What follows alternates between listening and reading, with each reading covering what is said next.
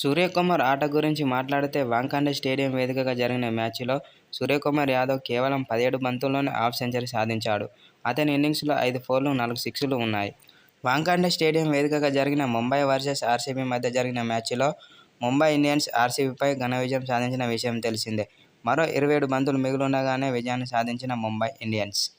అయితే గాయం కారణంగా ఐపీఎల్ ప్రారంభ మ్యాచ్లకు అందుబాటులో లేని ముంబై ఇండియన్స్ తుఫాన్ బ్యాట్స్మన్ అయిన సూర్యకుమార్ యాదవ్ ఢిల్లీ క్యాపిటల్స్తో జరిగిన మ్యాచ్లో ఆరంగేట్రం చేశాడు. కానీ ఈ మ్యాచ్లో సూర్యకుమార్ యాదవ్ ఏమీ పరుగులు చేయకుండానే వెనుదిరిగాడు.